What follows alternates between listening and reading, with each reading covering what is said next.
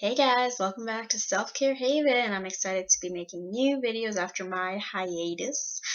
And today I'm making a video on the fact that narcissists use uh, their cruel sense of humor as a covert manipulation tactic, as a covert put down. So the way that they do this is that they claim that every cruel thing that they say happens to be a joke, and that you lack the sense of humor to understand it. So you might be the funniest person in your group of friends. You might love watching stand-up comedy. You might laugh uh, your butt off at appropriate jokes, at jokes that are even on the dark side. But when it comes to your narcissistic abuser, suddenly you have no sense of humor. It just vanishes, right? Now, why would that be? Maybe it's because their sense of humor tends to poke fun at your wounds. Maybe it tends to rub salt on your wounds. Maybe it tends to target those very weak spots that you once revealed to your narcissistic abuser out of vulnerability during the idealization phase of the relationship. I think this probably sounds familiar to you. So what happens is that narcissistic abusers tend to get away with this even in the early stages of dating, because when you're first dating someone, you're obviously not going to complain about every little joke or thing that they say. You'll probably see it as an off-color comment and be like, their sense of humor is a little bit odd, but whatever, they seem like a nice person. They seem to be, very kind and generous, and of course they're very charming. So you fall into the trap of thinking, well, maybe their off-color comments are not reflective of their entire personality. And then those off-color comments start to become more frequent and start to become even more cruel. And once you start questioning them, of course you're going to be met with the idea that it's just a joke, and that you're obviously way too sensitive and way too lacking in humor to understand it. Now, let's think about this for a minute. If someone makes a really mean, harsh comment or joke towards you one time, you might let it pass, you might let it slide. But if they keep doing the same thing over and over again, where they do make really inappropriate, harsh comments to you and make jokes that are very off color, they aren't funny, they're just cruel. And if you made the same type of joke to your narcissistic partner, they would fly off the handle because they cannot take what they dish out, right? They are uh, hypocrites at heart. So they have very, very high double standards for themselves and others when it comes to sense of humor. If you ever made a joke towards them that was in any way condescending or sarcastic, you will bet your butt that they will fly into a narcissistic rage. Now, when we think about narcissists and how they use their sense of humor, we can think about it in two ways. They use their sense of humor to first control and emotionally invalidate their victims and make their opinions and feelings, anything that they say, feel insignificant, unimportant. And the second motivation behind their sense of humor, their cruel sense of humor, is to humiliate and shame the victim, to put that victim down so that he or she feels worthless, he or she feels small, he or she feels less than. And that way, whenever they say something cruel, whenever they say something harsh, something abusive, they can easily get away with it by saying, "You're too sensitive. Remember how we talked about how you lack a sense of humor?" Now, of course, that doesn't appear to be the case with other people. Other people usually make jokes that make you laugh. Other people don't harshly criticize you through their jokes. Other people don't covertly put you down. So remember that when you are dealing with a narcissistic abuser who claims that you're too sensitive, or that their joking is just something that you just don't understand and that you just aren't compatible with, it's just a manipulation tactic, just like everything else. It's just a game to see who wins. It's just a way to regain a sense of control and power over your emotions. And the more you react to it, the more pleasure and supply they tend to get from your emotional reaction. So actually, the best method is to just not even react. if you have to deal with a narcissist, whether it's in the workplace, whether it's in romantic relationship that you're trying to detach from, whether it's in a friendship that you're trying to detach from, hopefully, or whether it's with a family member who you can't really escape, you have to remember that showing no reaction is actually the best revenge against a narcissistic person who's seeking that reaction.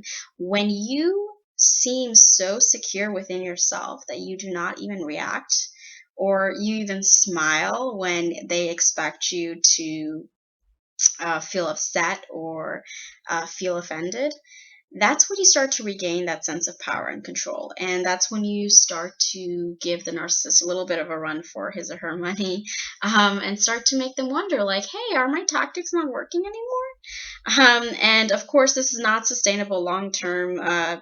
Usually, I would just recommend just going no contact if you have a narcissist in your life. But if you are dealing with a narcissist where it's very unavoidable, that contact, and you have to deal with them, I would really, really recommend putting up that facade of security. Even if you don't feel secure, know that the narcissist is looking for your reaction.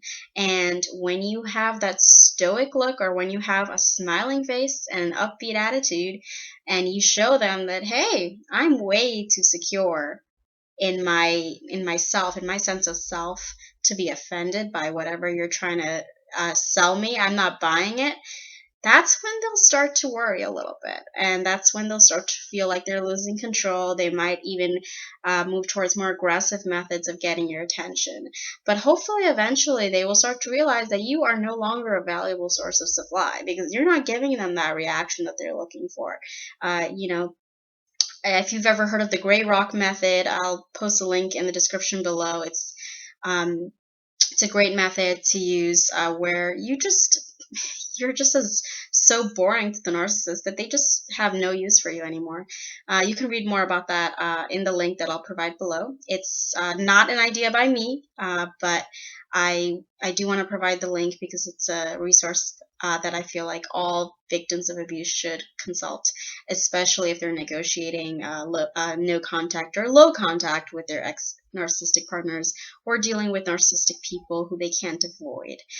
So there you have it. One way of dealing with the claim that you're too sensitive, or just be so secure within yourself that they cannot make you react to that. Or if you want, you can also joke back and be just as condescending or just as harsh to the narcissist. And if they can't take it, and you can just say, hey, I thought you said that you wanted me to play with you. You wanted me to joke back. Use that as an excuse. I mean, if they can dish it out, then they can probably take it, right? Or they should be able to take it. But if they are a true narcissist, they probably won't. I don't recommend ever trying to actively provoke the narcissist. It's mostly just a way of coping with them. If you have a narcissist in your workplace, if you have a narcissist within your family, or an unavoidable mutual friendship, if you have to encounter one at a party, just remember that technique of being very, very secure, or seeming secure within yourself, and doing the opposite of what the narcissist expects you to do in terms of emotionally reacting. And that way you withhold supply, you have a greater chance of feeling more in control, more empowered. Even if the joke did hurt you, you don't show them that you're affected by it. And if you do want to kind of give it back to them, try it and see what happens. If they do seem to be narcissistically injured, it's probably because they are a narcissist, or they have narcissistic tendencies, or they're at least on that spectrum. So I hope this video helps, and remember that it's not your sense of humor that's that's in trouble. It is the cruel sense of humor that narcissists inflict on their victims. So the next time you are met with the claim that you are too sensitive and you can't take a joke, remember who's telling the joke, and remember your audience. Because narcissists sure do love to think about who their audience is when they're telling a joke. They target those comments right to your weak spots, and they know all of those weak spots, and they know how to rub salt on those wounds.